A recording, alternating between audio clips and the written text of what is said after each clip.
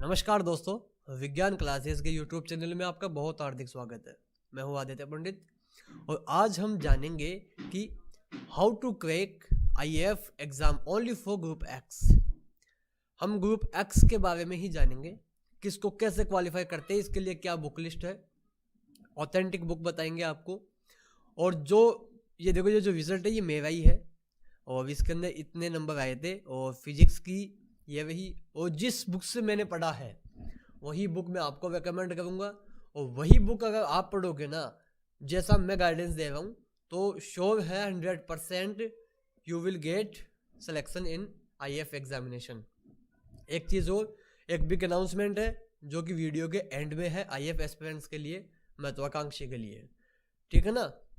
आज हम सब कुछ जानेंगे कि सबसे पहले कि इंग्लिश के लिए हम क्या पढ़े, फिजिक्स के लिए क्या पढ़े, मैथ के लिए क्या और कैसे पढ़े, ठीक है ना। तो अब देखते हैं हम इसका पहला पार्ट। देखो, ग्रुप एक्स के 3 पार्ट होते हैं। इंग्लिश का होता है, फिजिक्स का होता है और मैथमेटिक्स का होता है। ओनली मैं ग्रुप एक्स के लिए बात कर रहा हूँ, टेक्निकल ग्रुप है इसके लिए बात कर रहा हूँ। ओके, जो इंग्लिश है ना वो आपका 20 नंबर का आएगा, टोटल 20 मार्क्स मैक्सिमम। ओके, पहले 25 का आता था लेकिन अब 20 का ही आ गया है, ठीक है। और ये जो फिजिक्स है, फिजिक्स आपकी आती है 25 नंबर की और मैथमेटिक्स भी आएगी आपकी 25 नंबर की। और ये देखो आप, यहाँ पे आपका सिलेबस आएगा सीबीएसई या एनसीईआरटी का सिलेबस भी परफेक्ट है। आपको 60 मिनट दिए जाएंगे और आपको सेक्शन वाइज दिया हुआ रहेगा उसमें कि हाँ 20 मिनट इसमें दे दिया आपको, 20 मिनट इसमें देंगे और 20 मिनट इसमें देंगे। जैसे ये पेपर खत्म हुआ फिर आपका ये लग जाएगा, ऑटोमेटिक स्लाइड ओपन हो जाएगी उसमें, फिर ये हो जाएगा, ठीक है। तो अब देखते हैं कि कौन सी बुक्स सबसे बेस्ट रहेगी।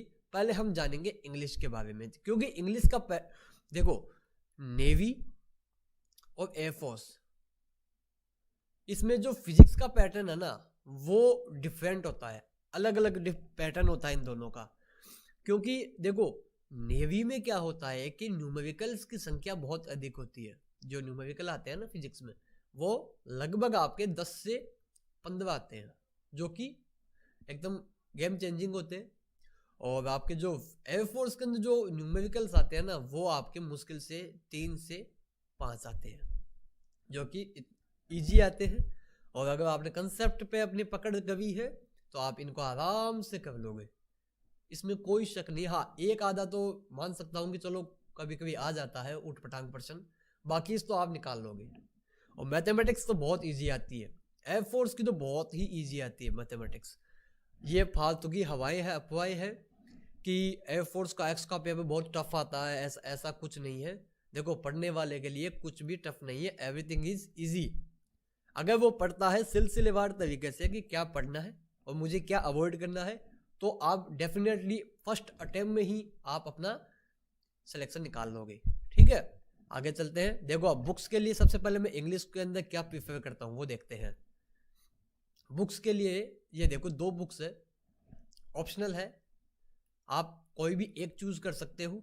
लेकिन देखो इसमें क्या है आपके लिए, ये जो वायुसेना की जो एक्स ग्रुप की है, मैं बता रहा हूँ आपको, ये जो है ना इस बुक्स में क्या स्पेशल है। देखो, अगर ये पढ़ोगे तो भी कोई दिक्कत नहीं है, मैंने ये पढ़ी थी। लेकिन जो वोकेब है, वोकेब आप इससे पढ़ना, लूसेंट से, वोकेब लूसेंट से पढ़ना। क्योंकि देखो, एयरफोर्स का जो पैटर्न होता है ना इंग्लिश का, वो पैटर्न इस प्रकार से रहता है कि जो इडियम्स और फ्रेजेस आती है ना वो इंग्लिश में है, इसमें इंग्लिश टू इंग्लिश में है, इंग्लिश टू इंग्लिश में है, जबकि इसमें क्या है कि इंग्लिश टू हिंदी में है। तो इसमें बस यही है इसका एक डिसएडवांटेज है, बाकी ये बुक भी बहुत सुपर्ब है, इसका तो कहना ही क्या, ये तो बुक बहुत ही शानदार है, ठीक है, इसमें कोई दो राय नहीं है। और इसके अंदर जो टॉपिक्स है ना वो एक एक टॉपिक आप उठाओ, डेली का एक टॉपिक, देखो एक टॉपिक इसका उठाओ आप, ठीक है। इसमें जैसे पहले आर्टिकल है, तो आर्टिकल आपने उठाया, इसमें क्वेश्चन से कुछ देखो, किसी भी एग्जाम का जो गेम चेंजर है ना वो आपकी प्रैक्टिस है। प्रैक्टिस जितनी आप ज्यादा करोगे ना, एग्जाम में क्वालिफाइंग जो रेट है ना वो आपकी उतनी ही बढ़ जाएगी। समझ रहे हो मेरे कहने का अर्थ? अगर आप इसको पढ़ोगे, देखो पैसिव वॉइस और एक्टिव वॉइस और नरेशन, वो आप इससे पढ़ लो आप चाहे इससे भी, लेकिन मैं रेकमेंड करता हूँ इससे। क्यों? क्योंकि इसमें एक तो सिंपल है, दूसरी चीज इसमें जो क्वेश्चन है ना वो लगभग 250 क्वेश्चन तो आपको पैसिव वॉइस के मिल जाएंगे और लगभग 250 ही आपको वो नरेशन के मिल जाएंगे। किसमें? नीतू सिंह जी की नीतू सिंह मैम है, इनकी पुस्तक है फ्लिंग टू पैरामाउंट, और ये AK ठाकुर जी की है इंग्लिश लूसेंट। एयरफोर्स के लिए स्पेशली, हाँ नेवी वाले भी इसके अंदर इन्वॉल्व हो सकते हैं, नेवी वालों के लिए भी ये परफेक्ट है, इसमें कोई दो राय नहीं है। और बाकी कॉम्पिटेटिव एग्जाम्स के लिए भी आप इसको यूज में ले सकते हैं, इसमें कोई दिक्कत नहीं है।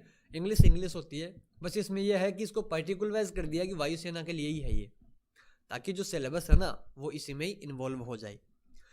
तो समझ में आया? फिर से बता रहा हूँ कि जो इंग्लिश वो पढ़ो आप इन दोनों में से किसी के लिए भी, लेकिन जो वोकेब इसी से पढ़ना, ठीक है? वोकेब आपको पढ़नी है इसी से, एंटोनिम्स, सिनोनिम्स, वन वर्ड और आपकी इडियम एंड फ्रेजेज, ठीक है? और बाकी जो अगर इससे पढ़ते हो तो इससे ही पढ़ना आप वोकेब, और बाकी इससे ही पढ़ रहे हो तो कोई दिक्कत वाली बात है नहीं। और इसमें भी ये भी बहुत टॉप की बुक है, SSC CGL वाले तो पढ़ते ही इसको ही है। और लेकिन ध्यान रखना, जो मार्केट में ना वो वॉल्यूम अलग अलग है, आपको अपने मीडियम के हिसाब से ले आना और फर्स्ट वॉल्यूम लेके आना है। इसकी 2-3 वॉल्यूम है, वॉल्यूम फर्स्ट, सेकंड और थर्ड, तो आप है ना ये फर्स्ट वॉल्यूम ही लाना है। कहीं आप सेकंड वॉल्यूम उठा लाओगे तो आपको कोई मतलब नहीं है, फर्स्ट वॉल्यूम ही लाना है। ओके, नीतू सिंह मैम इसकी राइटर है और इनके AK ठाकुर साहब है, और इंग्लिश वायुसेना सेम ऐसा का ऐसा ही उसका फ्रंट पेज रहेगा, इसका भी सेम ऐसा का ऐसा ही रहेगा। तो समझ में आया? इंग्लिश के लिए ये 2 बुक काफ़ी है, अलग से पढ़ने की कोई आवश्यकता नहीं है। ओके, प्रैक्टिस तो आपको जहाँ से मिले वहीं से कर देना। अब आगे देखो, अब आती है फिजिक्स के लिए। अब किसी के मन में ये रहता है कि सर कर्तव्य भी बुक है और कर्तव्य भी आती है, एक आती है आपकी SK की भी आती है, शायद हमारे राजस्थान में SK चलती है बहुत, और एक है आपकी वो अभिहंत। देखो एक चीज मैं पहले कट एंड क्लियर कर दूं, इनका कोई प्रमोशन नहीं कर रहा हूं मैं, इन बुक्स का कोई प्रमोशन नहीं कर रहा हूं मैं सिर्फ और सिर्फ एक बता रहा हूं, गाइड दे रहा हूं कि ये बुक्स परफेक्ट है, सफिशिएंट है सिलेक्शन के लिए। तो आप क्या करो कि इस बुक का क्या है, देखो मैं आपको इसका पैटर्न बताऊं। इसमें लगभग 62 चैप्टर है, 60 से 62 चैप्टर इसमें है, और हर एक चैप्टर का अलग अलग सेक्शन है। जैसे इलेक्ट्रोस्टैटिक्स का अलग सेक्शन है, मैकेनिक्स का अलग है, मैग्नेटिज्म का अलग है, और आपका क्लासिकल और न्यूक्लियर फिजिक्स का भी अलग है इसमें, ऑप्टिक्स का अलग है इसमें, और मैकेनिक्स का हो ही गया। तो इस प्रकार से इसका सेक्शन अलग अलग है। तो मुश्किल से जो एक चैप्टर है ना वो आपका मुश्किल से इसमें 2 से 3 पेज का है। इसकी सबसे खास बात क्या है, एक तो फालतू कचरा नहीं है इसमें जो है वो टू द पॉइंट है। और इसकी एक और खासियत बताऊं मैं आपको, इसमें जो क्वेश्चंस है ना वो MCQs, जिसको अपन MCQs कहते हैं। एयरफोर्स के अंदर अगर आपको X ग्रुप में सिलेक्शन लेना है तो ओनली इसके कंसेप्ट वाले क्वेश्चन पढ़ो, न्यूमेरिकल का टच ही मत करो, छोड़ो, अवॉइड करो, न्यूमेरिकल को टच भी मत करना, कंसेप्ट वाले क्वेश्चंस को रगड़ दो। इसमें लगभग 900 के आसपास क्वेश्चन है, अराउंड एरिया है, प्लस भी हो सकते हैं लेकिन कम तो नहीं है, ठीक है।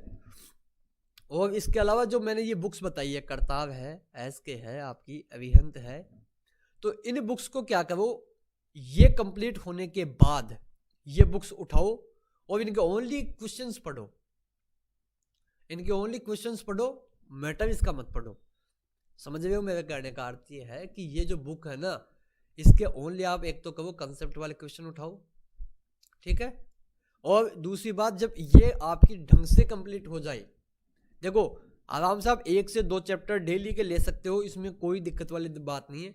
अपनी श्रद्धा के अनुसार ले लेना, जितनी आपकी हिम्मत है। आप कोई 5 भी कर लेता है दिन के तो कोई 6 भी कर लेगा। आपको डेली का 1 चैप्टर उठाना है, मिनिमम 1 तो उठाना ही उठाना है। तो आपका शानदार तरीके से जो कंसेप्ट क्लियर होंगे ना, फिर बात करना मेरे से, शानदार तरीके से आपके कंसेप्ट क्लियर हो जाएंगे। यही बुक है फिजिक्स की, जिससे जो मोस्ट ऑफ द एस्पिरेंट्स है ना वो इसी को ही रिकमेंड करते हैं। अब किसी भी डिफेंस एकेडमी में चले जाना, किसी भी कोचिंग, किसी भी व्यक्ति या कोई भी एलिमेंट जो ताज़ा लगा है वो आपको ये बुक जरूर बताएगा कि भाई लूसेंट वाली जो भौतिकी आती है ना फिजिक्स की, वायुसेना की, शायद इसका इंग्लिश एडिशन नहीं है मेरे हिसाब से, मार्केट में आया नहीं अभी तक, क्योंकि एक स्टूडेंट ने जरूर पूछा था मुझसे कि भैया क्या ये इंग्लिश में भी है कि इंग्लिश मीडियम में, तो मैंने सर्च किया था तो मुझे मिली नहीं थी इंग्लिश में, तो मेरे हिसाब से अब आ गई होगी तो पता नहीं, लेकिन उस समय तो ये इंग्लिश में नहीं थी। हिंदी में तो बिल्कुल मिल जाएगी आपको, ज़्यादा मोटी बुक भी नहीं है कि आपको कैसे हवा बन जाएगी अब यार इतनी मोटी बुक, एक ओनली फिजिक्स के लिए 25 नंबर के लिए। देखो भैया अगर फिजिक्स के अंदर अगर आपने मार दिया ना चौका तो आपका पता है क्या होगा। हाँ, नेवी वालों के लिए भी एक फ़ायदा है कि नेवी वाले अगर पढ़ेंगे इससे तो उसको न्यूमेरिकल निकालने पड़ेंगे भैया, न्यूमेरिकल तो निकालने ही पड़ेंगे आपको।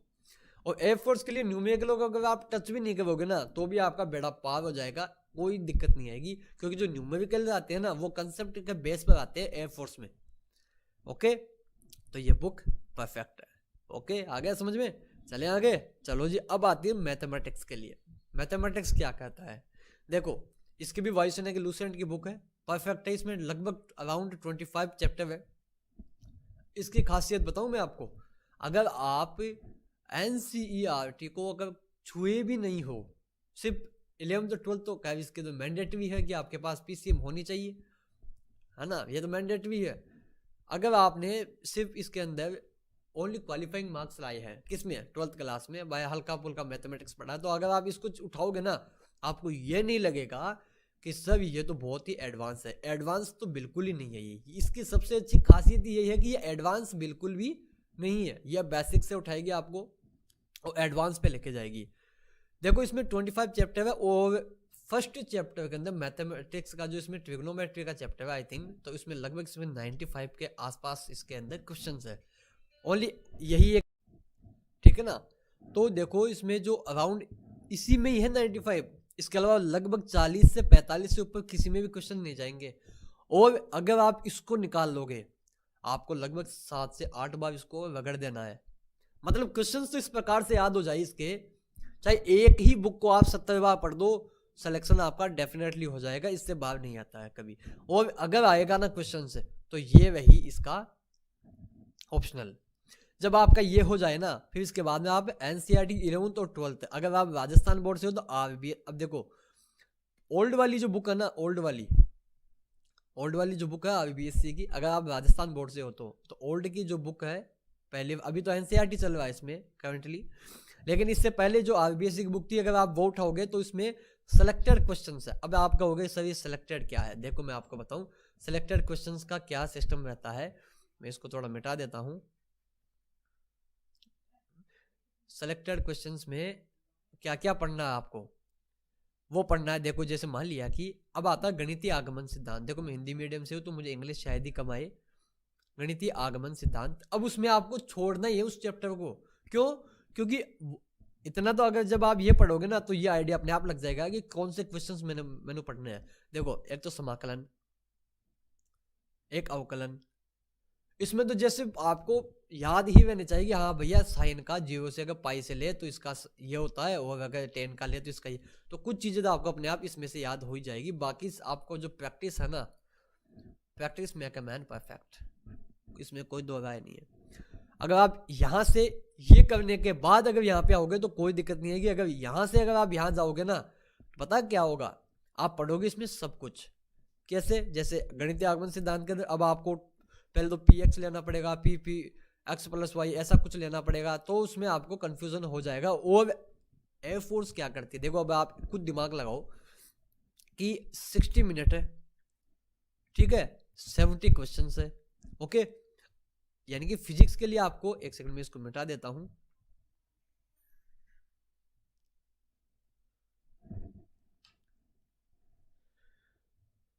हाँ जी देखो 60 मिनट है फिजिक्स के लिए, जैसे आपको 20 मिनट दे रहा है वो और 25 क्वेश्चंस कराएगा, तो उसको भी पता है कि अगर लेंथी क्वेश्चंस दूंगा तो बच्चा कर नहीं पाएगा, वो सिर्फ आपको टेक्निकली जो ट्रिकी क्वेश्चंस होते हैं ना वही पुटअप करेगा। ये फैक्ट है एयरफोर्स वाले की, यही एक साइकोलॉजी होती है कि बच्चों को है ना क्वेश्चंस लगेगी अरे यार ये तो बहुत लंबा होगा। जैसे समाकलन दे दिया आपको, कुछ भी दे दिया 0 से π/2 और आपको है ना पार्शियली इंटीग्रेशन करना है, उसका आंशिक समाकलन, है ना।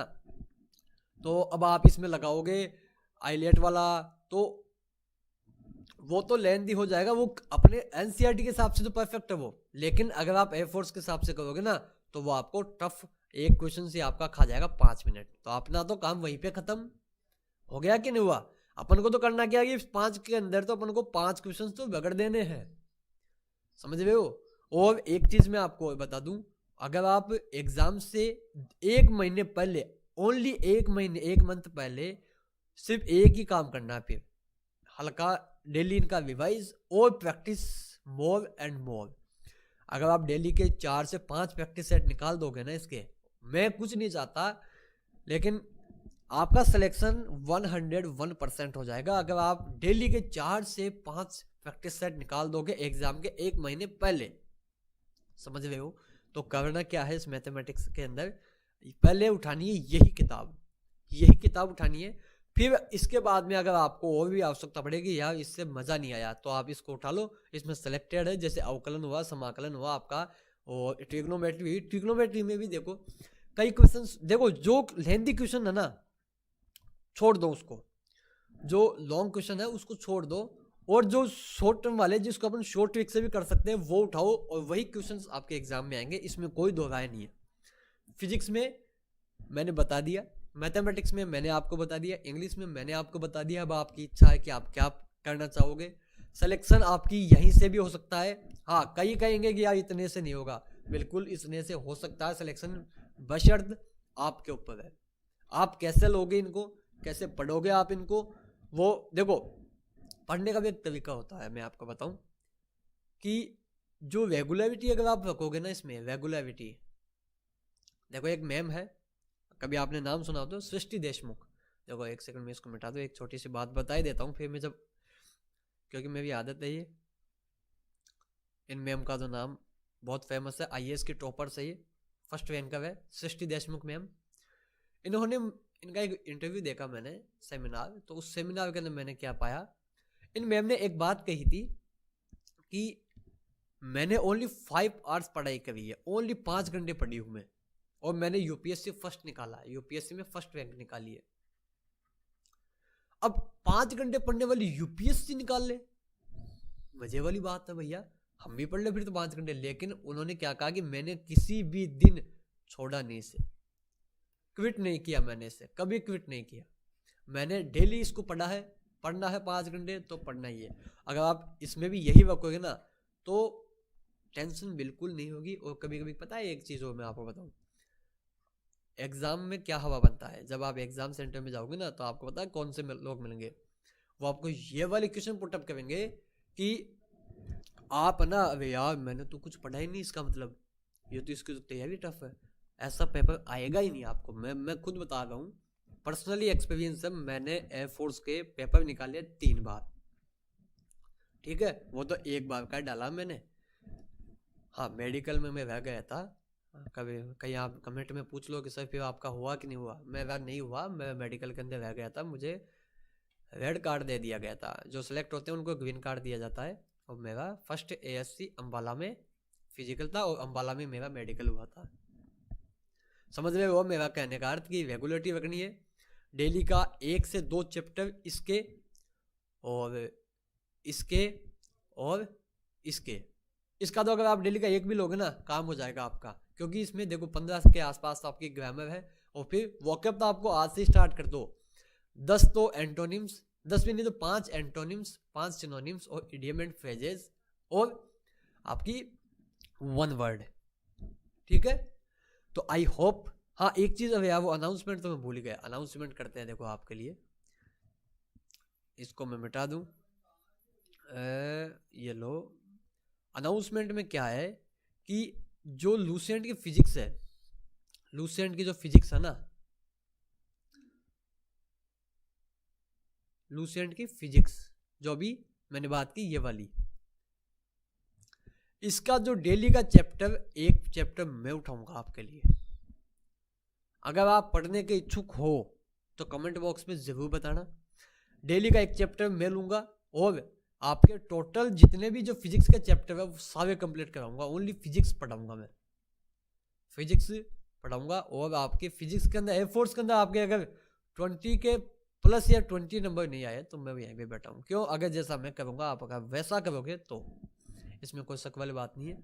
क्योंकि ये जो बुक है ना ये सफिशियंट है सिलेक्शन के लिए। तो बाकी या ज्ञान के जो इच्छा है आपकी पढ़ने के लिए तो मैं और भी बुक्स बता दूंगा कौन कौन सी बुक्स है, दबा के पढ़ो और जहाँ से क्वेश्चन मिले वहीं से पकड़ दो। हमने क्या किया था, हमने टेलीग्राम उठाया था, टेलीग्राम से हमने लगभग 400 के आसपास क्वेश्चन निकाले थे, 800 के आसपास क्वेश्चन, क्योंकि 2 चैनल थे वहाँ से निकाले थे और लूसेंट का जो ऐप था वहाँ से निकाले थे। हमने बहुत से काम किए थे, ठीक है। तो ये समझ में आ गया अनाउंसमेंट। डेली का एक चैप्टर उठाऊंगा और आज के लिए इतना ही। बाकी आपके कमेंट के बाद में मिलेंगे इस चैप्टर को लेने के बाद। तब तक के लिए जय हिंद।